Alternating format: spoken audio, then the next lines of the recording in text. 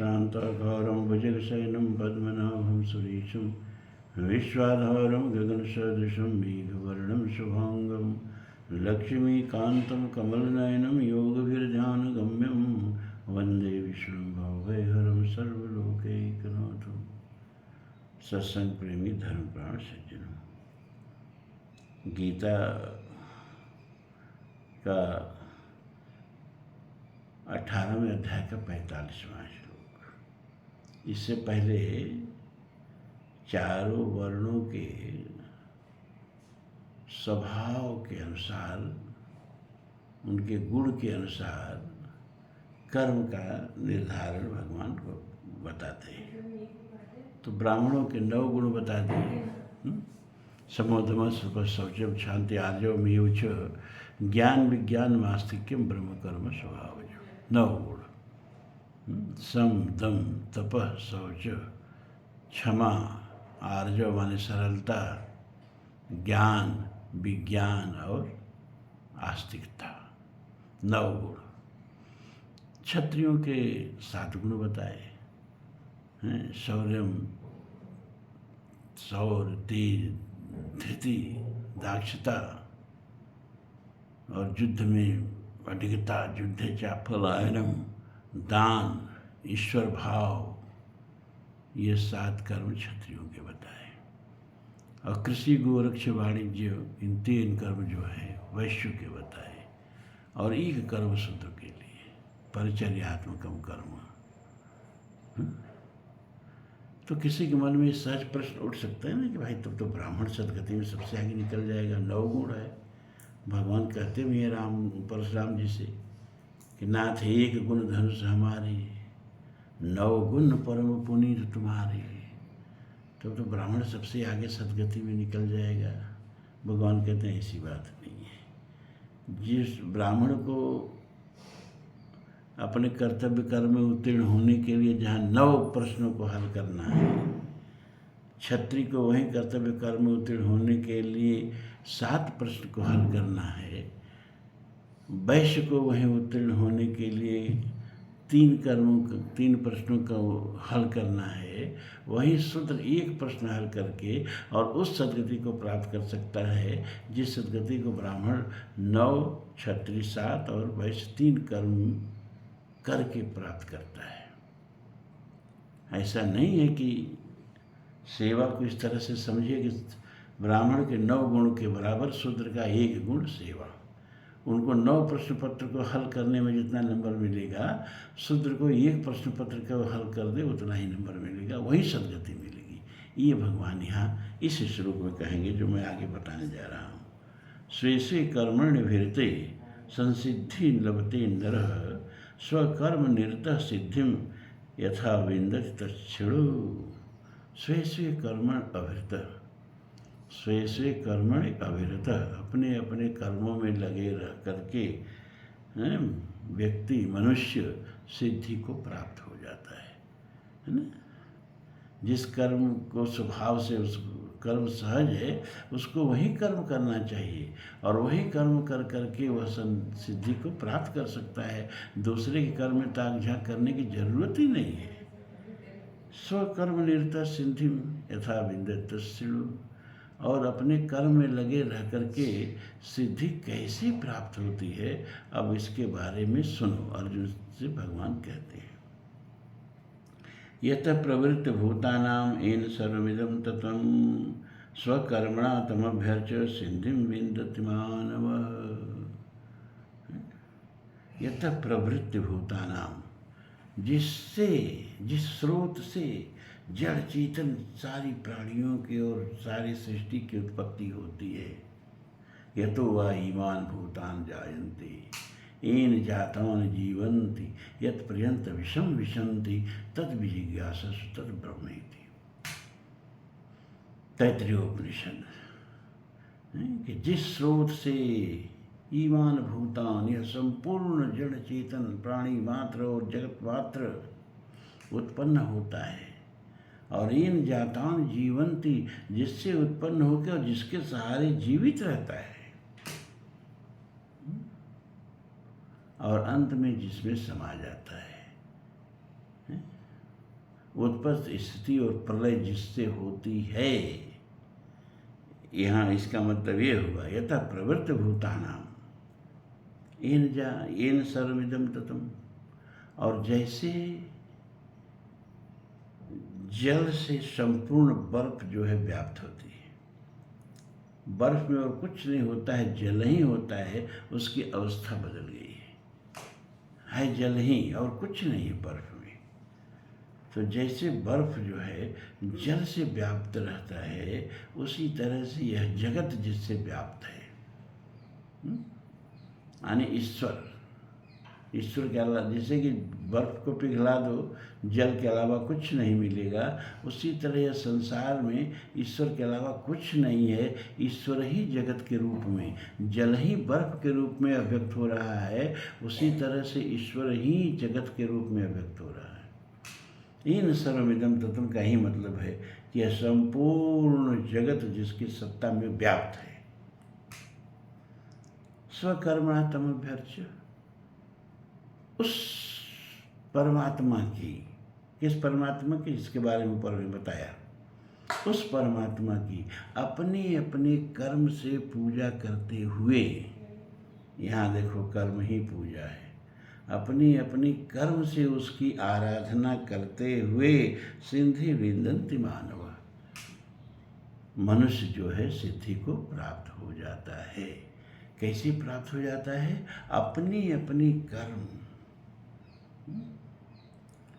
भैया देखो, आप परीक्षा में बैठे हो, हाई स्कूल की, इंटरमीडिएट की, चाहे यूपीएससी की, किसी की परीक्षा में बैठे हो,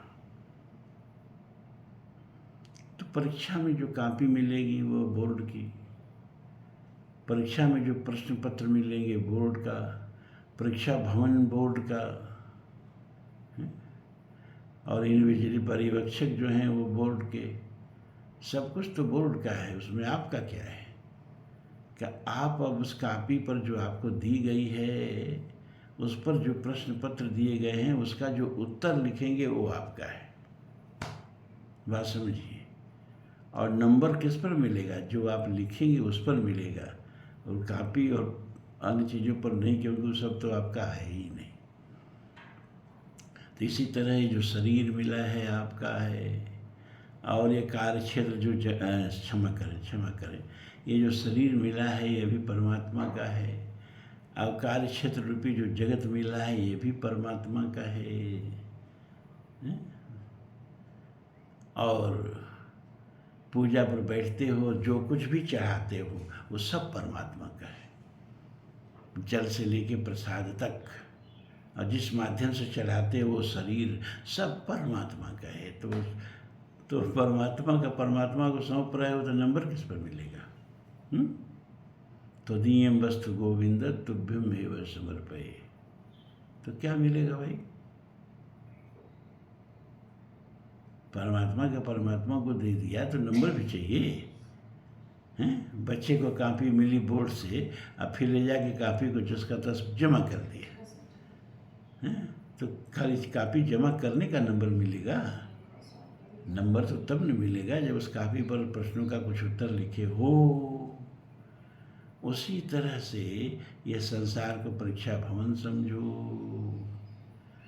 और ईश्वर के द्वारा प्रदत्त शरीर को जो है उत्तर पुस्तिका समझो, जीवन की जो समस्याएं हैं उनको प्रश्न समझो। अब उसका जो उत्तर है वो कर्मों से देना है, कर्म को उन प्रश्नों का उत्तर समझो, और नंबरिंग जो मिलेगी वो कर्म पर मिलेगी, क्योंकि कर्म के अलावा कुछ भी आपका नहीं है, हैं? तो अपने अपने कर्म से आप मनुष्य को सिद्धि मिलती है। जो अपना अपना कर्म, निर्धारित कर्म, जो नियत कर्म है, जो समाज के द्वारा, जन्म के द्वारा, परिस्थिति के द्वारा प्रदत्त कर्म है, उसको जो न करे उसको कोई नंबर ही नहीं मिलती। जैसे आप लोग बैठे हो ना, तो सबका अपना अपना कर्म है। आप डॉक्टर साहब उठेंगे डॉक्टरी में लग जाएंगे, तो आप सब लोग डॉक्टरी में लग जाएंगे तो नहीं चलेगा। अब जिसका जो जो कर्म है फिर अपने घर जा कि वो कर्म करे, नंबरिंग जो है वो कर्म पर होगी। ये सत्संग जो बैठ के सुन रहे हो, इससे प्रेरणा भले ही मिल जाए, इससे नंबरिंग नहीं मिलनी। हम कोई धोखा वोखा नहीं देते हैं और साधुओं की तरह। नंबरिंग कब मिलेगी? जब इस प्रेरणा के बाद आपका जो नियत कर्म है उस कर्म में लग जाओगे, और जितना बढ़िया से कुशल से कर्म करोगे उतने ही बढ़िया नंबरिंग मिलेगी। तो सकर्मणा तम अभ्यर्च सिद्धिम विन्दन्ति मानवा। अपने अपने कर्म से ईश्वर की आराधना करके और व्यक्ति सिद्धि को प्राप्त करता है। तो हो गया यथा प्रवृत्त भूतानाम एन सर्वमिदं ततं स्वकर्मणा तमभ्यर्च सिद्धिं विन्दन्ति मानवा। अब भगवान कहते हैं कि श्रेयान् स्वधर्मो विगड़ परधर्मात् स्वनिष्ठितात् स्वभावनियतं कर्म कुर्वन्नाप्नोति किल्बिषम्। श्रेयान् स्वधर्मो विगुण परधर्मात् स्वनिष्ठितात्। अपना धर्म थोड़ा बिगुड़ भी लगे और दूसरे का धर्म थोड़ा अनुष्ठित धर्म थोड़ा बढ़िया भी लगे, तो आपको अपना धर्म छोड़ना नहीं चाहिए और दूसरे के धर्म का अनुकरण नहीं करना चाहिए, हैं? अपना धर्म छोड़ के दूसरे के धर्म का अनुकरण करना, दूसरे के धर्म को स्वीकार कर लेना, दूसरे के धर्म को नकल करना, ऐसा ही है जैसे अपनी त्वचा की अपेक्षा किसी का त्वचा सुंदर लगे तो अपनी त्वचा को छील के और उसकी त्वचा को अपनी त्वचा पर, अपने शरीर पर चिपकाना। जैसे यह कर्म कितना विकृत लगेगा, कितना गलत लगेगा, उसी तरह से अपने धर्म को छोड़ के दूसरे के धर्म को अपनाना ऐसा ही है जैसे अपने शरीर की त्वचा को उतार करके और दूसरे के शरीर की त्वचा को धारण कर लेना। और भगवान को लग रहा था कि आगे चल के धर्मांतरण वाली समस्या हिंदू समाज में बहुत ज़्यादा आएगी, इसीलिए इस भक्ति पर ज़्यादा जोर देके बता रहे हैं कि श्रेयान् स्वधर्मो विगुण पर धर्मा स्वनिष्ठिता। दूसरे के बहुत सुंदर ढंग से अनुष्ठित धर्म को देख करके उसको अपनाने की कोशिश मत करना। क्यों? क्योंकि श्रेयान् स्वधर्मो बिगड़। अपना थोड़ा गुण से कम भी लगे तो अपना धर्म उसके धर्म से ज़्यादा तुम्हारे लिए श्रेयस कर रहे हैं। ये समझाया जा रहा है। स्वभाव नियतम कर्म कुर्वन् न आपनोति किल्बिषम्। स्वभाव के द्वारा जो कर्म नियत हो गया है, स्वभाव से जो कर्म उत्पन्न हो गया है। अब डॉक्टर साहब को डॉक्टरी पढ़े हैं, अब इनका डॉक्टरी करना स्वभाव है, और हम प्रोफेशन करते हैं। जितने साल से डॉक्टरी कर रहे हैं उसमें 10 साल 5 साल और जोड़ दीजिए, वो तब से हम प्रोफेशन कर रहे हैं। आप ये सोचें कि अब हम प्रोफेशन करेंगे और हम सोचें कि हम डॉक्टरी करेंगे, तो जैसे यह सब कर्म जो है अभ्यास के कितना विपरीत हो जाएगा, और न तो प्रोफेशन कर पाएंगे और न तो हम डॉक्टरी कर पाएंगे। तो जो जिस कर्म में स्वभाव से और जिसमें जिसका अभ्यास हो गया है, वह कर्म करते हुए ही कोई कर्म न बहुत उत्कृष्ट न बहुत निकृष्ट, अपना अपना कर्म जो स्वभाव से प्राप्त हो गया है उसको सुंदर ढंग से करते हुए कुर्वन् न आपनोति किल्बिषम्। व्यक्ति को कोई पाप नहीं लगता है, कोई दोष नहीं होता है, अपना कर्म करते रहें। महाभारत में तो धर्म व्याध की कथा आती है, धर्म कसाई की कथा आती है, और वो जाजर ब्राह्मण का गुरु बनता है। अब वो कथा यहाँ नहीं कहेंगे।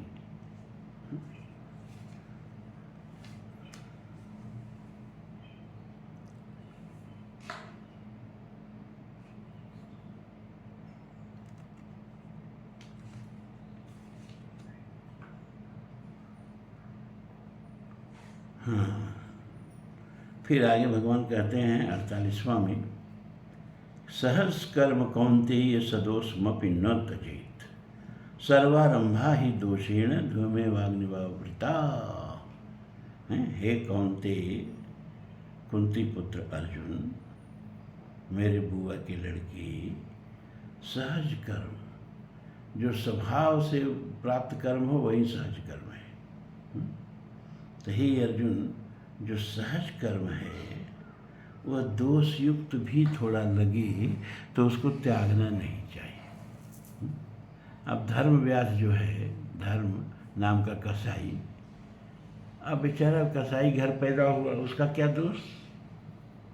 भगवान ने उसको वहीं पैदा करने के लायक समझा और उसको स्वभाव से पैतृक वही कर्म मिला, तो उसी कर्म को करता था।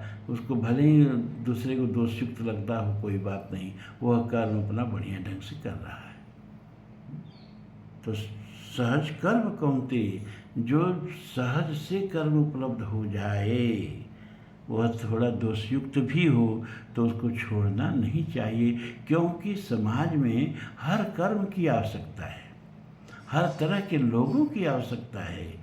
समाज किसी एक कर्म से, किसी एक तरह के लोगों से नहीं बनता है ना, इसमें हर तरह के लोगों के और हर तरह के कर्म की आवश्यकता है। तो जिसको जो कर्म स्वभाव से मिल गया है उसको बड़े ही मनोयोग से थोड़ा दोषयुक्त भी लगे तो करते रहना चाहिए। सर्वारंभा ही दोषेण धूमेवाग्निवावृता, क्योंकि ही अर्जुन, सर्वारंभा, कोई भी आरंभ हो, कोई भी कर्म की शुरुआत हो, कोई भी, उसमें थोड़ा थोड़ा दोष आ ही जाता है। जैसे घी का भी दीपक जलाओ तो उसमें भी धुआं निकलता है, उसमें भी काली खा ही जाती है ना। इसी तरह कोई भी कर्म करो, यज्ञ कर्म करो, हैं, यज्ञ का हवन कुंड प्रज्वलित करते हो, कितने जीव जंतु जो आँख से दिखाई नहीं देते हैं मर जाते हैं। तुम युद्ध में जितने लोगों को मारोगे, भगवान कह रहे अर्जुन से, उससे ज़्यादा लोग हवन कुंड में जल के मर जाते हैं जब यज्ञ का अग्नि प्रज्वलित की जाती है। तो जब यज्ञ कर्म भी सदोष युक्त हो गया तो ऐसा कौन सा कर्म है जिसमें कुछ न कुछ दोष न हो? सभी कर्म दोष युक्त होते हैं। इसलिए अपना कर्म थोड़ा दोष युक्त लगे तो भी उसको छोड़ना नहीं चाहिए।